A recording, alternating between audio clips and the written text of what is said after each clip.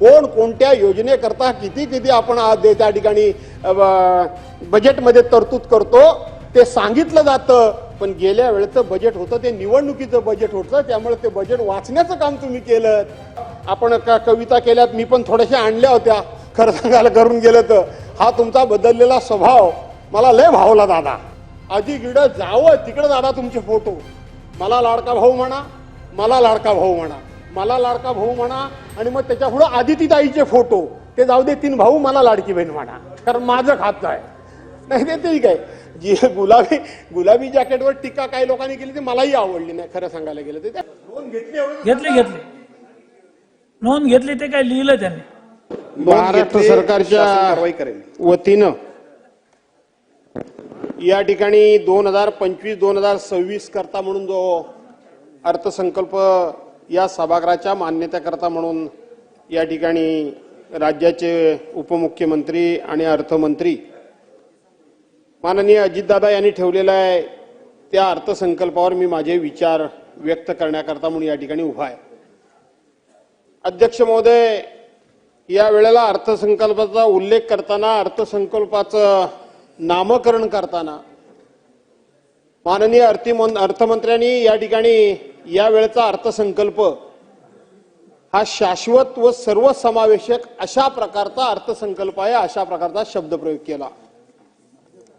याच दादांनी, याच अर्थमंत्र्यांनी मागच्या वेळेला जेव्हा हा अर्थसंकल्प मांडला होता तेव्हा त्यांनी सांगितलं होतं, हा माझा अर्थसंकल्प शेतकरी, युवा, महिला आणि गरीब यांच्यासाठी हा अर्थसंकल्प असेल असं सांगितलं होतं.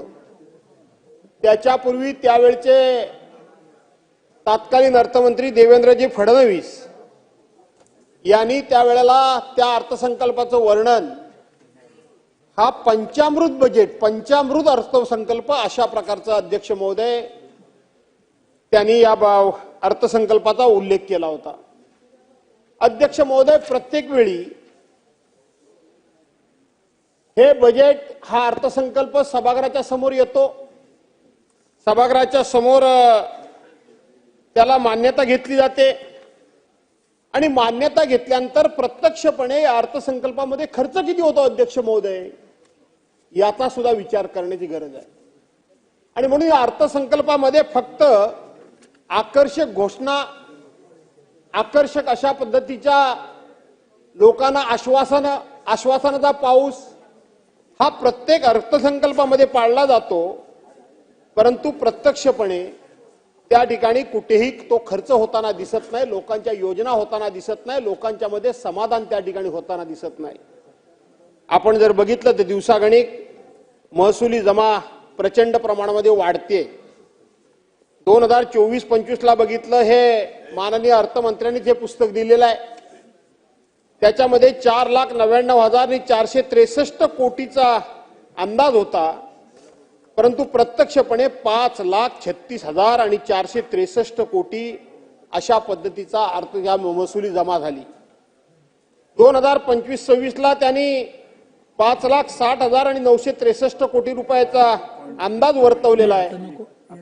परंतु नेहमीप्रमाणे ज्या वेळेला मागच्या वेळेला जसा इथं जवळजवळ 40-42 कोटी रुपये ते हे बजेट 40-42 हजार कोटी रुपयांचं, हजार कोटी रुपयाचा ही महसुली तूट झाली.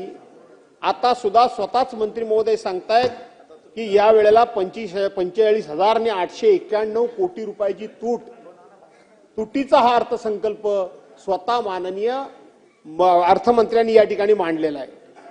आणि म्हणून एकूण जर खर्च किंवा एकूण जर प्लॅन बघितला तर 7,20,000 कोटी रुपयाचा प्लॅन आहे. राजकीय कोशीय तूट सुद्धा 1,36,234 कोटीवर दिवसेंदिवस जायला लागले. परंतु माननीय दादांना मला सांगितलं पाहिजे की आपण खाली सांगत असताना मात्र की राजकोषीय उत्तरदायित्व आणि वित्तीय व्यवस्थापन कायद्यानुसार राजकोषीय तूट ही उत्पन्नाच्या 3% कमी ठेवण्यामध्ये शासन या ठिकाणी यशस्वी झालंय, अशा पद्धतीचा आपण या ठिकाणी शब्दप्रयोग सुद्धा केलेला आहे. पण अध्यक्ष महोदय, प्रत्यक्षपणे ज्या वेळेला अशा पद्धतीच्या सभागृहाकडून तुम्ही संपूर्णपणे मान्यता घेता आणि प्रत्यक्षपणे खर्चाचं बाकी या ठिकाणी प्रमाण किती आहे अध्यक्ष महोदय? तर खर्चाचं प्रमाण आपण जर बघितलं तर खर्चाचं प्रमाण केवळ 46% एवढंच फक्त खर्चाचं प्रमाण आहे. आपण मागच्या वेळेला 1,92,000 कोटींची मान्यता सभागृहाकडून घेतली आणि प्रत्यक्षपणे 1,18,000 कोटी रुपये फक्त आपण खर्च केलेत. उरलेले पैसे आपण खर्च देखील करू शकलात नाही. याचा अर्थ की एका बाजूनं महसुली तूट तुमची होतीये, तुम्ही प्लॅनिंगवर त्या ठिकाणी पैसे त्या ठिकाणी ठेवल्यासारखे दाखवता, पण प्रत्यक्षपणे मात्र खर्च होत नाही. ही राज्याची प्रगती नाही तर ही राज्याची अधोगती आहे, हे आपल्याला या ठिकाणी मान्य करावं लागेल. अध्यक्ष महोदय, आपण एका बाजूला पुरवणी मागण्या या ठिकाणी बजेट आणता आणि बजेट आणल्यानंतर साधारणपणे वर्षातून 3 पुरवणी मागण्या याव्यात, हा आपला अधिकार आहे. 3 पुरवण्या मागण्या येत असताना त्याच्यामध्ये सुद्धा मूळ बजेटच्या किती टक्के रक्कम आपण खर्च केली पाहिजे? 5% जास्त रकमेची बजेटच्या म्हणजे पुरवणी मागण्या सभागृहासमोर येता कामा नयेत. पण आज पुरवण्या मागण्याचं प्रमाण जर आपण बघितलं तर गेल्या वर्षी 1,37,000 कोटी 1,37,000 कोटी रुपये पुरवणी रुपयाच्या पुरवणी मागण्या सभागृहासमोर आल्या. म्हणजे त्याचा अर्थ की मूळ बजेटच्या 20.49% 49% आपण पुरवण्या मागण्या सभागृहासमोर आणल्यात. याचा अर्थ की आपण पूर्णपणे आर्थिक शिस्त बिघडवलेली आहे. आपण आर्थिक शिस्त बिघडवलेली आहे. आपण आकस्मिक निधीतून काही योजना घेऊ शकतो, नाही अशातला भाग नाही, परंतु आकस्मिकता निधीतून योजना घेण्याच्या ऐवजी आपण इथं आकडेवारी मात्र बजेट पहिल्यांदा फुगवून सांगतो.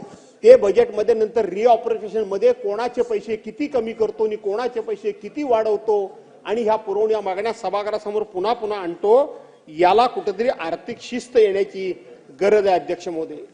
या आर्थिक शिस्त आणत असताना आपण जर बघितलं तर आपलं राज्य हे आज जे काही देशामध्ये आपला 5वा नंबर आर्थिक घडीमध्ये आपल्या देशाचा 5वा नंबर आपण म्हणतो, पण आज देशामधली जी छोटी छोटी राज्य आहेत, तेलंगणा सारखं राज्य आहे, त्या तेलंगणा कर्नाटक सारखं राज्य आहे, तामिळनाडू सारखं राज्य आहे, या छोट्या छोट्या राज्याच्या सुद्धा आपलं दरडोई उत्पन्न दिवसागणिक आता कमी व्हायला लागलंय.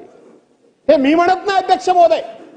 सर्वसाधारणपणे राज्याचा अर्थसंकल्प मांडण्यापूर्वी एक महाराष्ट्राची आर्थिक पाहणी म्हणून महाराष्ट्र सरकारचाच दस्तऐवज, महाराष्ट्राचाच ही पुस्तिका, महाराष्ट्राचाच हा लेखाजोखा सरकारच्या वतीनं सभागृहासमोर ठेवला जातो, सदस्यांना दिला जातो.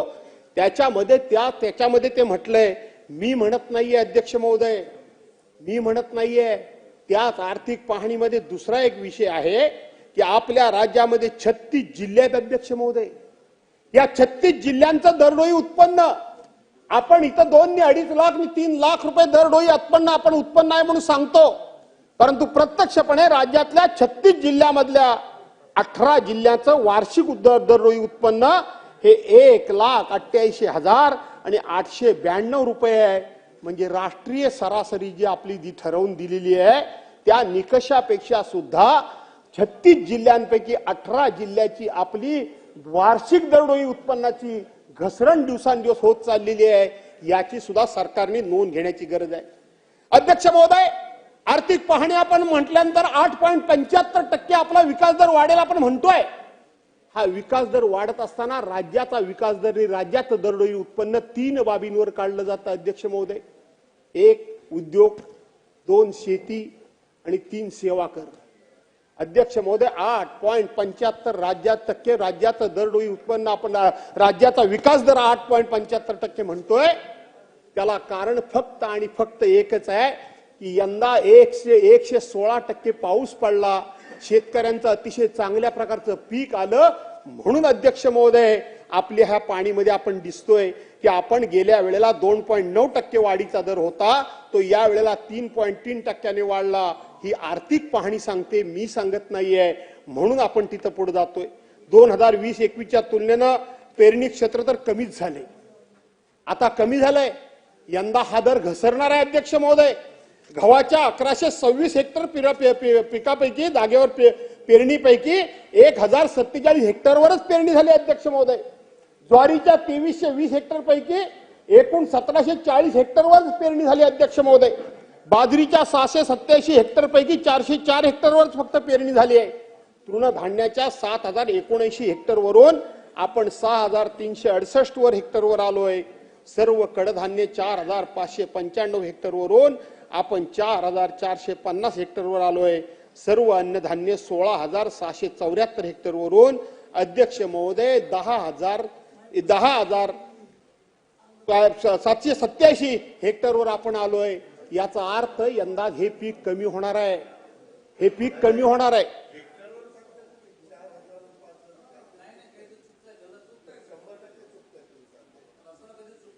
एक मिनिट.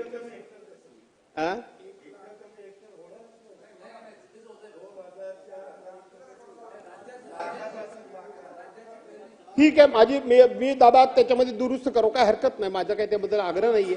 आपण दुरुस्त करूया. आर्थिक पाणी लाखात असेल, ती कमी होत आहे. अनावधानानं झालेली चूक असेल तर रेकॉर्डवरून काढू. चला भास्करराव, दुरुस्त करू. भास्कररावजी इकडे सुरू करा तुम्ही. आणि म्हणून आर्थिक पाणीचा अहवाल 2024-25 मध्ये सकल राज्य उत्पन्नाची सेवा क्षेत्राचा आणि उद्योग क्षेत्राचा वृद्धी दर घटणार असल्याचा अंदाज वर्तवण्यात आलेला आहे. उद्योग क्षेत्रामध्ये सुद्धा बाबा हा घर आपणच कबूल केलेला आहे.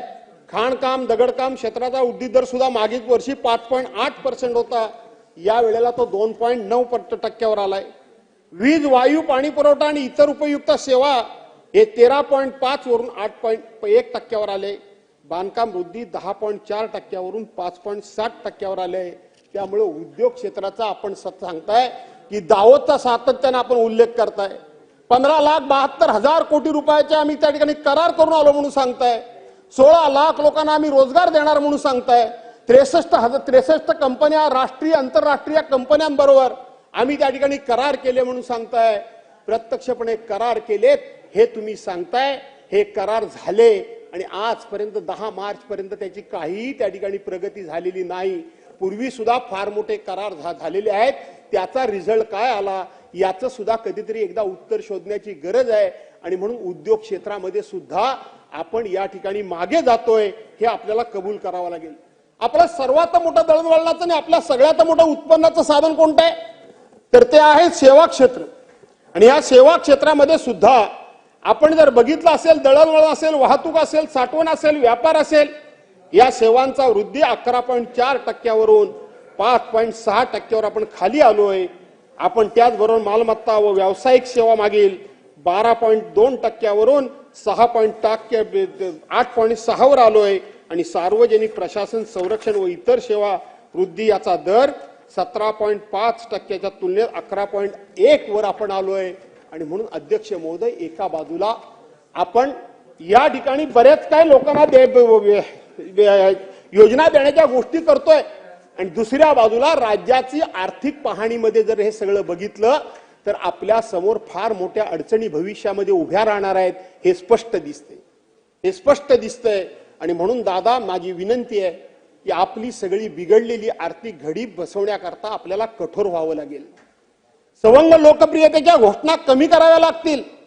महाराष्ट्रासारखं राज्य, हे राज्य पुन्हा आर्थिक घडी जी विस्कटलेली आहे ती घडी बसवण्याकरता म्हणून मी मागच्या वेळेलाही सांगितलं की अशा प्रकारचे काहीतरी कठोर निर्णय घ्या. आम्ही तुमच्या पाठीशी उभं राहणार आहोत. आम्ही तुमच्या पाठीशी उभं राहणार आहोत. दादा, तुम्ही दिलेला तक्ता, हा तक्ता माझ्या समोर आहे. या वेळेला तुम्हाला मी धन्यवाद देतो की नेहमी आपण कोणकोणत्या विभागाला किती किती निधी देतो हे आम्हाला सगळी बुकच्या ठिकाणी चाळून शोधावा लागतो. पण या वेळेला आपण त्याची रेडीमेड आकडेवारी तुम्ही आम्हाला छोट्या बॅगेमध्ये दिलीत. गेलं ते छोट्या बॅगेमध्ये तुम्ही आम्हाला दिलीत. आणि म्हणून तुम्हाला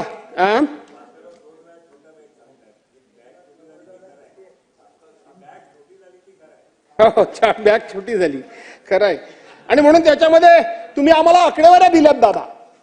या बॅग छोटी झाली, खरीच गोष्ट आहे. तुम्ही मला आकडेवारी दिलीत. ही आकडेवारी या वेळेला तुम्ही मागच्या वेळेला दिली नव्हती. मागच्या वेळेला मी सभागृहामध्ये हा मुद्दा उपस्थित केला होता की अर्थमंत्र्यांच्या भाषणामध्ये कोण कोणत्या योजनेकरता किती किती आपण त्या ठिकाणी बजेटमध्ये तरतूद करतो ते सांगितलं जातं. पण गेल्या वेळेचं बजेट होतं ते निवडणुकीचं बजेट होतं, त्यामुळे ते बजेट वाचण्याचं काम तुम्ही केलं. तुम्ही आम्ही एकत्र बसतो त्यामुळे आम्हाला थोडंफार आपल्याला सगळ्यांच्यात लक्षात येतं. पण या वेळेला मी तुम्हाला धन्यवाद देतो. प्रत्येक योजनेचा उल्लेख करून तुम्ही प्रत्येक योजनेला आपण किती या ठिकाणी तरतूद करतो आहोत त्याचा उल्लेख आपण इथं केलात, याचा उल्लेख आपण केलात. आणि म्हणून हा सगळा जर आपण एकंदरीत बघितलं तर या वेळेला 7,02,000 कोटी रुपयाचं बजेट तुम्ही मांडलं. 7,20,000 कोटी रुपयाचं 7,20,000 कोटीचं बजेट आपण मांडलं दादा. परंतु योजनेवर खर्च किती होणार आहे?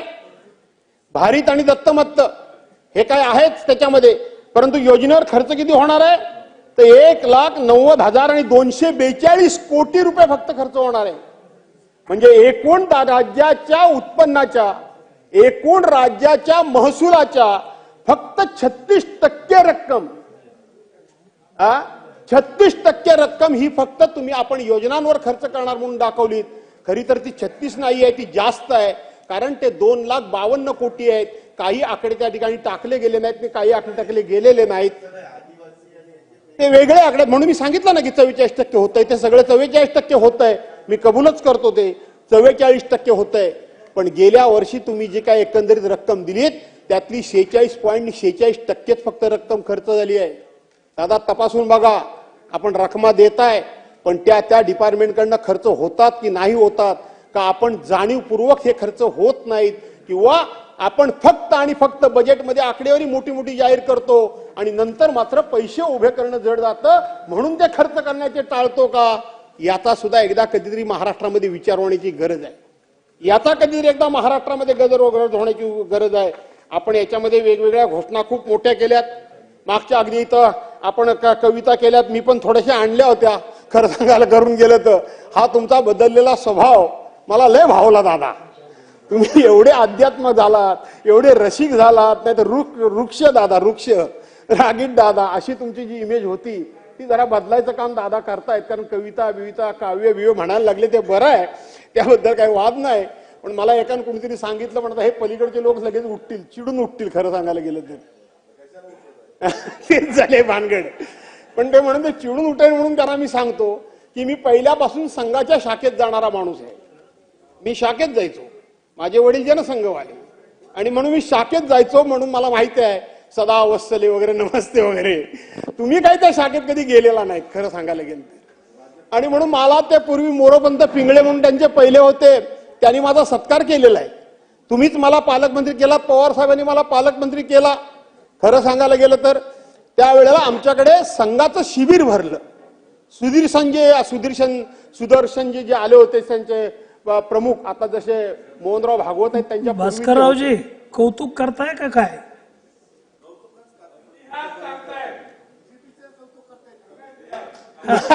मला गंमत दादाच म्हणलं, काही बोलायला गेलं तरी माझ्याबद्दल शंका वाटते लोकांना. या काय कळत नाही मला. दादाच म्हणतो मी, कौतुक करता का ते सांगतो ना पुढे दादांना. आणि म्हणून अध्यक्ष महोदय ते आले होते त्यावेळेला मी पालकमंत्री होतो आणि मी लालदेवची गाडी घेऊन गेलो त्यांच्या स्वागताला. आता ते थोडंसं तुम्हाला माहित आहे राजकीय काय ते, मी राष्ट्रवादीचा होतो पालकमंत्री. मला विचारणा झाली की तुम्ही कसं काय गेलात? अरे म्हटलं कसं काय गेलो म्हणजे काय, आपल्याकडे एवढा मोठा राष्ट्रीय स्वयंसेवक संघाचं शिबिर होत आहे, देशाचे ते प्रमुख आहेत, आपण सगळ्यांचं स्वागत करतो. आपण त्यांचं स्वागत केलं तर बिघडलं कुठे? आपण बिघडलं कुठे? आपण केलं पाहिजे. विचारांशी फारकत असू शकते, मतभेद असू शकतात, विचार मान्य नसू शकतात, परंतु ते बघितले पाहिजेत, ते ऐकले पाहिजेत. आत्मसात करायचे, घ्यायचे नाही घ्यायचे तर आपला भाग आहे. आणि म्हणून माझ्या पक्षाने सुद्धा तेव्हा मान्यता दिली. पण दादा हा विशाल दृष्टिकोन आपला. काही लोकांना फक्त घोड्याचे झापडं, जशी म्हणजे दोन बाजूने झापडं पुढे लावलेली असायची ना टांग्याला, इथून सोडला की तिथे जा आणि तिथून आला की इथे जा, ही विचारामध्ये आपल्याची संपूर्णपणे अशी विशालता आली. भुजबळ साहेब, आपला विचार जो संपूर्णपणे सर्वांना समोर घेऊन बरोबर घेऊन जाण्याचं जे आपल्यामध्ये जी काही भावना निर्माण झाली ती ही अशा विचारांमुळे झाली. विरोधक असला तरी त्याचं सुद्धा ऐकून घ्यायचं. दादा संघाच्या शाखेत कधी गेले नाहीत, म्हणजे ते तिकडं मुख्यालयात नागपूरला गेल्याचं कधी मी ऐकलं नाही. दादा राहिलेत, पण मात्र कवी मात्र कोणाच्या तरी नादाला लागून झालेत, एवढंच मला फक्त सांगायचं आहे, बाकी मला काही सांगायचं नाही. आणि अध्यक्ष महोदय, निवडणुकी आहेत तोंडावर. तुम्ही सांगितलं की लाडकी माझी बहीण, अरे ते फोटो बघून बघून कंटाळा आला. आता सुद्धा बघितलं ते तिघांचेच फोटो कायम असतात. अरे पूर्वीची काय सरकार झाली नाही काय फोटो, रोज जाहिरात, वर्तमानपत्रामध्ये जाहिरात, टीव्हीवर जाहिरात, कुठल्याही कार्यक्रमावर पत्र जाहिरात, कुठलंही प्रशस्ती पत्रक द्या जाहिरात, काय चाललंय काय हे? आणि जाहिरात त्यावेळेला त्या लाडक्या बहिणींना असं काय खुलवून टाकला नाही या भावानी आणि सांगितलं की 46,000 कोटी रुपये आम्ही महिला आमच्या लाडक्या बहिणींकरता तरतूद केलेली आहे. किती सांगितलं? 46 कोटी रुपये, 46,000 कोटी रुपये. यंदाचं बजेट कितीचं आहे? 36,000 कोटी रुपये. पहिल्या झटक्यात 10,000 कोटी रुपये कमी झाले. म्हणजे 10,000 कोटी मिळणाऱ्या बहिणी आता घरी जाणार हे स्पष्ट झालं. प्रत्यक्षपणे खर्च किती झाले? 33,232 कोटी रुपये. 46,000वरून 33,232 कोटी रुपये झालं. मतं घेतली 2100 कोटी रुपये, 2100 रुपये आम्ही पर महिलेला करू पर महिना. आता ह्या बजेटमध्ये त्याचा पत्ताच नाही. आता त्याचा पत्ताच नाही. मुख्यमंत्री म्हणतात पुढच्या वेळेला बघू. दादा म्हणतात मी काय कधी बोललो नाही. एकनाथराव म्हणतात मीच फक्त बोललो, आता मीच एकटा काय करू. हे दोघे एक मतानं झाले तर अशी अवस्था बहुतेक झाली आहे. अध्यक्ष महोदय, आमच्या आदितीताई बसल्या तिथं, मंत्री महोदया, 2,53,000 2 कोटी आणि 53 लाख महिलांचं आपण त्या ठिकाणी 2 कोटी 53 लाख महिला ह्या त्याच्या लाभार्थी त्यावेळेला तुम्ही जाहीर केल्यात. आता तुम्ही ती स्क्रुटिनी करताय आणि स्क्रुटिनी करून त्यातल्या पहिल्या 2.5 लाखाची बातमी आली, आता 7.5 लाखाची बातमी आली. हळूहळू 10 लाख महिलांना तुम्ही कमी करणार आहात. आता करणार आहात, मला वाटतं आता 50 लाख महिलांना यातून कमी करणार आहात. निवडणुकीकरता बहिणींना कशाला फसवलं? आधी गिडं जावं तिकडे दादा तुमचे फोटो, मला लाडका भाऊ म्हणा, मला लाडका भाऊ म्हणा, मला लाडका भाऊ म्हणा, आणि मग त्याच्या पुढे आदितीताईचे फोटो, ते जाऊ दे 3 भाऊ, मला लाडकी बहीण म्हणा, कारण माझं खातं आहे. नाही ते ठीक आहे. जी गुलाबी जॅकेटवर टीका काही लोकांनी केली ती मलाही आवडली नाही. खरं सांगायला गेलं तर त्यांनी शिवलं त्यांच्या पद्धतीने. बिघडलं काय? काहीच बिघडलं नाही. त्यांचं काम झालं, आता त्यांनी काढून टाकलं.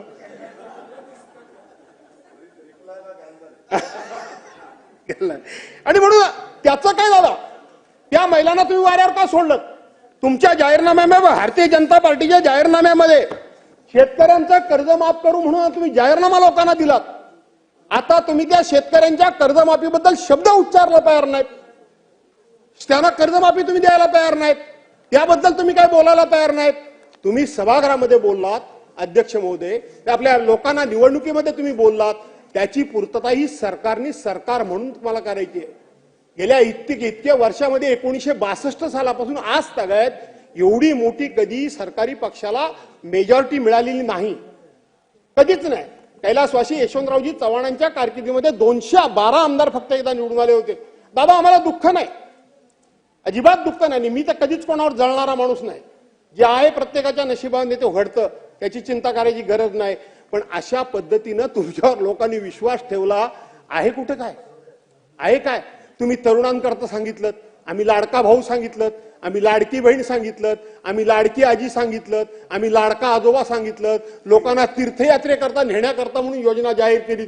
आता कुठं अर्ध्या रस्त्यावर सोडलं की काय? त्यांना गंगेत नेऊन सोडलं की काय? तीर्थयात्रा झाली कुठे? गेली कुठे ती? ते झालं काय त्या योजनेचं? ती योजनेचा पत्ता नाही. असं करू नका, असं करू नका. अध्यक्ष महोदय, आज तरुणांच्या बेकारी करता काही चालू नाही. आता ह्याच्या बजेटमध्ये उल्लेख सुद्धा नाही. आणि म्हणून भास्कररावजी टाइम तुमचा संपत आला, घ्या. तिकडेच राहिले, खाली बसून बोलू नका. अध्यक्ष महोदय, आपल्याकडं मी दादांना हीच पुन्हा पुन्हा विनंती करतोय की कुठेतरी तुम्ही ही आर्थिक शिस्त आणा. हे सगळं भावनिक आता बंद करा. भावनिक बंद करा दादा. कठोर घ्या भूमिका. राज्य वाचलं पाहिजे. केवळ अशा पद्धतीचा आता 5 वर्ष तर तुम्हाला काही धोका नाही, काहीच धोका नाहीये. आता आपसातच काय केलं तर फक्त आम्ही काय, आता काय आमच्याकडून काय होण्याची काही शक्यता काय नाहीये. आणि म्हणून आमच्याकडून काय होण्यासारखी शक्यता नाही. आणि म्हणून अशा पद्धतीनं दादा हा विचार करू नका. दादा दुसरी गोष्ट तुम्ही या ठिकाणी सांगितलं की 2 रेल्वे स्टेशन जोडण्याकरता म्हणून, बरोबर. मेट्रो स्टेशन जोडण्याकरता म्हणून नाहीये का? आम्ही त्या ठिकाणी सरकार मार्ग बांधणार. सगळे विमानतळ ठीक आहे. हे एका तुम्ही खासगी विकासकाला देता, अदानी सारख्या माणसाला सगळे विमानतळ देता आणि त्या विमानतळाला जोडण्याकरता म्हणून त्या ठिकाणी मेट्रो रेल तयार करणं किंवा त्याला त्या ठिकाणी कनेक्टिव्हिटी तयार करणं ही जबाबदारी शासनाची का, सरकारची का? ज्यांना हे विमानतळ दिलेले आहेत त्यांची ही जबाबदारी आहे दादा. आपण त्यांना कशा करता तयार करून द्यायचं? उद्या तो उद्या म्हणेल की मला मेट्रोचा मार्गिका टाकून द्या, लाईन टाकून द्या, तर ट्रॅक आम्हाला टाकून द्या. आपण त्यांना देणार आहोत का? त्यांना आपण देणार आहोत का? आणि म्हणून ही जबाबदारी सरकारनं आपण कशा करता घ्यायची याचा सुद्धा विचार हा सरकारने त्या ठिकाणी करण्याची गरज आहे. अध्यक्ष महोदय, आपण जर बघितलं तर इथं इतक्या मोठ्या योजना सगळ्या तयार करून ठेवलेल्या आहेत. एकच उदाहरण तुम्हाला मी सांगतो की इथं महिलांकरता 36,000 कोटी रुपये आम्ही देणार म्हणून सांगतात आणि प्रत्यक्षपणे सरकारचं महिला 25 मिनिटं झालीत, पाठीमागच्याला मग 2-2 मिनिटातच बोलावं लागतं. बोला बोला बोला, कंटिन्यू करा. साधारणपणे हा पहिला इतिहास असा आहे की पहिला वक्ता असतो तो जवळजवळ 2-2 तास बोलतो. मी बोलणार नाही तेवढं, पण 2-2 तास बोलतो. तुमच्या पक्षाच्या मागच्या आमदारांना बोलायला वेळ मिळावा म्हणून वाजवलं. बोला बोला. एकच मिनिट रोहितजी, आपण वेळेचं कुठे विभागणी केलीत? मग बोला. 25 मिनिटं झाले, 3 तास आहे का इथं? अध्यक्ष महोदय, वेळेची विभागणी आपण केलीच नाही. आज 3 तासाची चर्चा आहे. आणि दुसरी गोष्ट, एक चुकीची पद्धत पडली आहे. असे प्रस्ताव ज्या वेळेला येतात त्यावेळेला 50-50% वेळ वाटण्याची प्रथा आहे, पण आता तीही बंद पडली आहे. विरोधी पक्षाला काय इथं सभागृहात काही स्थान आहे की नाहीये? बोला बोला ना, तुम्ही कंटिन्यू करा. ठीक आहे रे बाबांनो, तुम्ही ठरवाल तो नियम. भास्कररावजी बोला. तुम्ही ठरवाल तो नियम. म्हणून मागच्या वेळेला दादानी एक धाडस दाखवलं होतं, इथं बोटीला धक्का मारला, स्पिंडीच्या दादानी सांगितलं होतं की असे काही प्रसंग घडतात. माननीय भास्कररावजी, वेळ वाया जातो तुमचं, बोला. तो जावा म्हणूनच वाट बघताय तुम्ही. आणि अध्यक्ष महोदय, फक्त वेळच देत आहे का आणखी काय तुमच्यातलं देत आहे? आणि म्हणून महिला बाल विकास अध्यक्ष महोदय, महिला बाल विकास करता म्हणून इथं 36,000 कोटी रुपयाची आपण तरतूद केलेली आहे. पण प्रत्यक्षपणे म्हणजे ह्याला लाडक्या बहिणींकरता 36,000 कोटी रुपये आपण देणार म्हणून सांगितलं आणि आपण प्रत्यक्षपणे तरतूद किती आहे बजेटमध्ये? 31,907 कोटी रुपये. म्हणजे 31,907 कोटी रुपये महिला बाल कल्याण विकासाकरता संपूर्णपणे तरतूद आणि त्यातले 36,000 कोटी रुपये लाडक्या बहिणींना देणार. हे कसं काय गणित तुम्ही बसवणार ते तुम्हालाच माहिती. क्रीडा विभागाला आपण फक्त 537 कोटी रुपये फक्त दिले दादा. आपण म्हणाल की मी पुरवणी मागण्यामध्ये करणार आहे.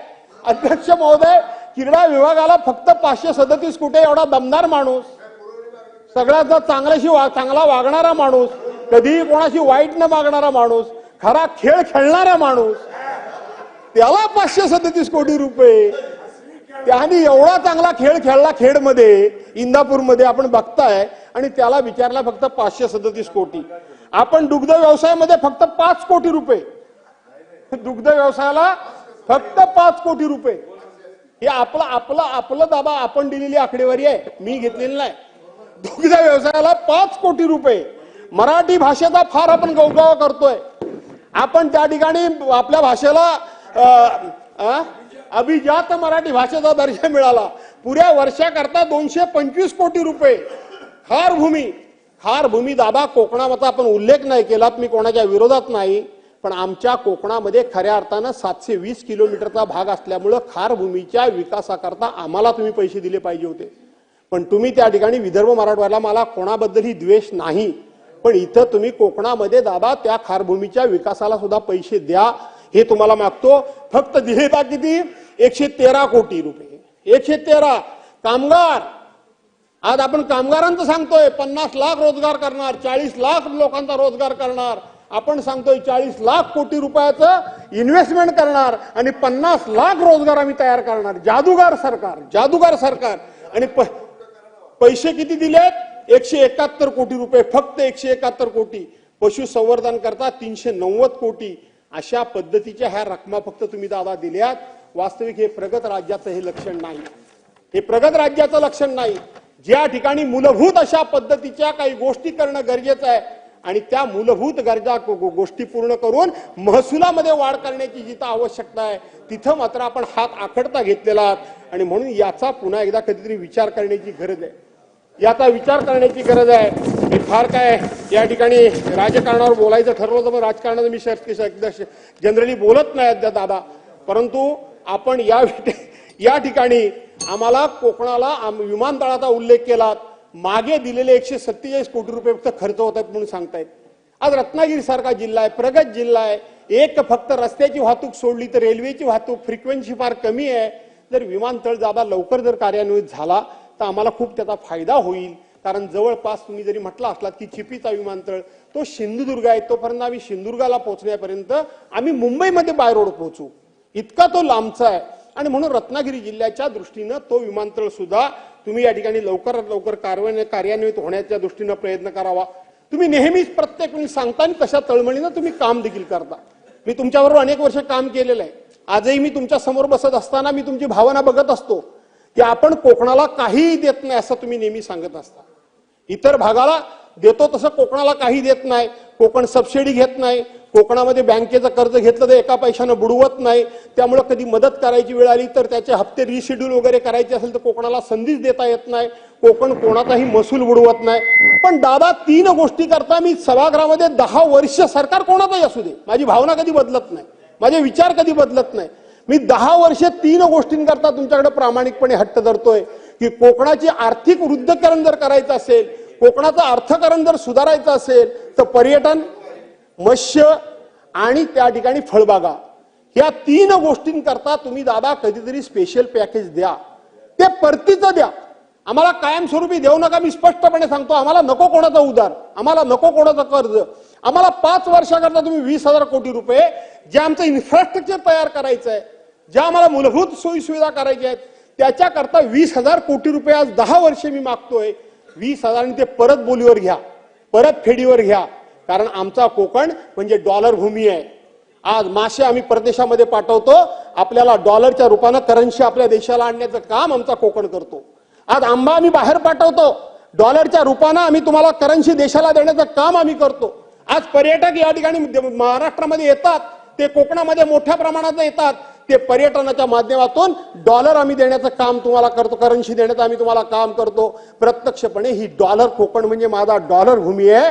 पण आमच्या राजकीय अभिनिवेशामुळे असेल किंवा आमच्या काही चुकींच्या भूमिकेमुळे असेल हा कोकण मागे राहिलाय हे तुम्हालाही मान्य करावं लागेल. दादा थोडं कोकणाकडे लक्ष द्या. राज्याचं अर्थकारण सुधारण्याकरता कोकण तुम्हाला मदत करेल एवढी कोकणामध्ये क्षमता आहे. कारण कोकणामध्ये आज गेले कित्येक वर्ष आम्ही काजू एकाधिकार खरेदीची योजना आम्ही मागतोय. आंब्याला त्या ठिकाणी कुठेतरी रायपनिंग वगैरे सेंटर उभं करा म्हणून आम्ही सांगतोय. ताबडतोब तर आंबा परदेशात जाईल अशा पद्धतीची काहीतरी व्यवस्था करा असं आम्ही सांगतोय. तुम्हाला आम्ही सांगतोय की पोपळीच्या बागा म्हणजे सुपारीच्या बागा, नारळीच्या बागा आमच्याकडे आहेत. आणि कोकण हा नेहमी स्वच्छतेमध्ये राज्यामध्ये 1 नंबर आहे. कोकणामध्ये कधी तुम्हाला घाण दिसणार नाही. स्वच्छ कोकण आहे. आणि त्याचबरोबर आदरातिथ्य कसं करावं हे कोकणाकडून शिकावं. मी कोणाचाही द्वेष करत नाही, मी कोणालाही कमी लेखत नाही, पण आदरातिथ्य कसं करावं हे कोकणाकडून शिकावं. आणि त्याचबरोबर कोकणातल्या आमच्या ज्या भगिनी आहेत या भगिनींच्या हातचं जेवण जेवून बघा. वेगवेगळ्या प्रकारचे उत्तम पदार्थ कसे करावे ते सुद्धा कोकणाची खासियत आहे. आणि म्हणून आलेल्या माणसाचं पाहुणचार करून पर्यटन कसा वाढवावा हे कोकणाकडे कौशल्य आहे. दादा मी त्या ठिकाणी पालकमंत्री असताना तुमच्या नेतृत्वाखाली पवार साहेबांनी एक सूचना केली की ज्या पद्धतीनं लंडन मध्ये ब्रेड अँड बटर अशा पद्धतीची योजना आहे ती योजना मी माझ्या मतदारसंघामध्ये घरोघर राबवली. आज प्रत्येकाच्या घराला लाखो रुपयाचा इन्कम आपण करून दिलाय. लाखो रुपयाचा. काय योजना आहे ती की एखादा जाणारा पर्यटनचं माणसं असतील, कोण नवीन जोडपी वगैरे असतील. 30 मिनिटं झाले. बरं एक 5-6 मिनिटं 5-6. आणि दादा तुम्ही ते ऐकून घ्या कारण तुम्ही ते करता म्हणून मी तुमच्याकडे आग्रहाने सांगतो. सरकार कोणाचंही असू दे तुम्ही मदत करता. आणि म्हणून त्या घरामध्ये जर नवीन एखादा कपल जाणार असेल किंवा पर्यटक जाणार असेल तर त्यांनी घरामध्ये राहावं. त्या घरच्या लोकांनीच त्यांना जेवण द्यावं, त्या घरच्या लोकांनी त्यांचा पाहुणचार करावा आणि हॉटेलच्या दरापेक्षा थोडे पण हॉटेलच्या दराच्या बरोबरीनं पैसे घ्यावे अशी ती योजना आहे. त्याच्याकरता दादा त्यांना कमर्शियल लाईट बिल आपण देत नाही, त्यांना कुठलीही परमिशन घ्यायची आवश्यकता नाही. फक्त एकच की रिक्षेवाला असेल आणखीन कोण असेल काय असेल तर त्यांनी कोणाची छेडछाड काढू नये, त्यांना सुरक्षितता वाटली पाहिजे याची हमी घेऊन आपण इतकी चांगली ती योजना राबवली. त्यामुळे घराघरातून एक आर्थिक अशा पद्धतीची सुबत्तता आली, आर्थिक सुबत्तता आली. दादा ही योजना संपूर्ण कोकणाकरता राबवा, सगळ्या कोकणाकरता राबवा. कोकणाची आर्थिक स्थिती खूप सुधारेल. कोकण काही पैसे मागत नाही तुम्हाला माहिती, बँकेची कर्ज पण घेत नाही, काही घेत नाही. हे पुन्हा पुन्हा काय सांगण्याची गरज नाही. दुष्काळ आला, पाऊस जास्त आला, कमी आला, तो कधीच काय मागायला येत नाही. झालं ते आपल्या नशिबान झालं असं म्हणतो. 2021चा महापूर तुम्ही बघितलात, अख्खं कोकण उद्ध्वस्त झालं, चिपळूण उद्ध्वस्त झालं, महाड उद्ध्वस्त झालं, खेड उद्ध्वस्त झालं. कोणी 1 रुपया मागायला आला नाही. आपल्या नशिबान झालं, आपल्या नशिबान झालं, कामाला लागले सगळे. आणि म्हणून याला मदत करा आणि आर्थिकदृष्ट्या त्याला सक्षम करा अशा प्रकारची विनंती करतो. मासेमारी करता मदत करा ही तुम्हाला विनंती त्या ठिकाणी करतो. फळबागांकरता मदत करा. आता फळबागाचं यंदा चांगल्या प्रकारचं हवामान होतं, पण आता प्रचंड उष्णता आहे, प्रचंड उष्णता. आणि ती उष्णता असल्यामुळे असे आंबे गळून पडतात, तिथं गळून पडतात. आपल्याला असं वाटतं की कोकणाची माणसं पण ना, मी अनेक वेळा सांगितलं दादा, पहिली पेटी गेली 20,000ला गेली, 25,000ला गेली आणि शेवटचा आंबा 30 नी 40 रुपये किलोन जातो, किलोन. मी प्रत्येक वेळी सांगतो अरे मेल्यानो हे नका सांगत बसू. सगळ्यांना असं वाटतं की प्रत्येक वेळी तुम्हाला 20,000 रुपयाचीच पेटी जातीये. आणि दुसरी गोष्ट, हा जो आंबा आहे दादा हा सगळ्या कोकणामध्ये होत नाही, आमच्या चिपळूणमध्ये होत नाही. तुम्हाला माहिती आहे जिथे म्हणून लॅटरेट स्टोन आहे म्हणजे जांभा दगड आहे आणि जिथे खारी हवा आहे तिथेच फक्त हा आंबा होतो. सगळ्या कोकणामध्ये सगळ्यांचा आंबा होतो असं नाही, पण एक समज आहे की सगळ्यांच्याकडे हा आंबा होतो. आणि म्हणून त्याच्यावर सुद्धा एकदा कधीतरी विचार करा, एकदा बैठक तुम्ही लावा, चांगले एक्सपर्ट कोणतरी बोलवा, आपण त्याच्यावर चर्चा करू आणि त्याच्यावर मात करू अशा प्रकारची विनंती करतो. आणि म्हणून दादा ह्या बजेटच्या माध्यमातून मी एवढंच सांगतो की सगळ्यांनी एक आर्थिक शिस्त आणा, तुम्ही खरंच शिस्त आणा, प्रशासनावर वचक बसवा. गोपीचंद पडळकर एक मिनिट एकच आणि एकच सूचना करतो तुम्हाला दादा की एमएससीबी मध्ये तुम्ही एमएससीबीचे मंत्री होतात, एमएससीबी मध्ये सेक्शनल इंजिनियर पासून एक मिनिट एमएससीबी मध्ये जो सेक्शनल इंजिनियर खालचा छोटा इंजिनियर असतो त्याचा जो नंबर आहे, आमदार राहुल आहेर. एक मिनिट मी शेवटची सूचना करतोय. अहो 32 मिनिटं झाली. हो बाबा शेवटची सूचना करतो, ऐका. मागच्या लोकांना वेळ मिळाला पाहिजे ना. तर दादा त्या एमएससीबी मध्ये जो ज्युनियर इंजिनियर असतो त्याचा फोन नंबर जो असतो तो सीईचा पण फोन नंबर एकच असतो. आपला लँडलाईन संपला, ऐका जरा एक मिनिट अध्यक्ष महोदय, एक मिनिट ऐका जरा. आता लँडलाईन संपलेत आणि म्हणून कुठेही त्यांना ट्रेस करायचा असेल तर त्या नंबरवर आपल्याला कुठेही ट्रेस करतो, कारण त्याची बदली झाली तरी नंबर तिथेच राहतो तो. त्या तशाच पद्धतीनं राज्यातल्या सगळ्या खात्यामध्ये पोलीस स्टेशन असेल, बीडीओ असेल, तहसीलदार असेल, यांच्या कलेक्टर पर्यंतचे नंबर जर तेच ठेवलेत, अधिकारी बदलला तरी नंबर तेच, तर लोकांना संपर्काला खूप चांगलं जाईल. कारण आता लँडलाईन हा विषय संपून गेलेला आहे आणि म्हणून अधिकाऱ्यांना ट्रेस. अध्यक्ष महोदय, मला बोलण्याची संधी दिली त्याबद्दल मी आपले आभार व्यक्त करतो. सन 2025-2026 च्या अर्थसंकल्पात माझे विचार व्यक्त करण्याकरिता मी उभा आहे. माननीय अध्यक्ष महोदय, एक अत्यंत यशस्वी आणि सर्वसामान्य जनतेच्या हितास्तव तसेच महाराष्ट्राला प्रगतीपथावर नेणारा अर्थसंकल्प मांडल्याबद्दल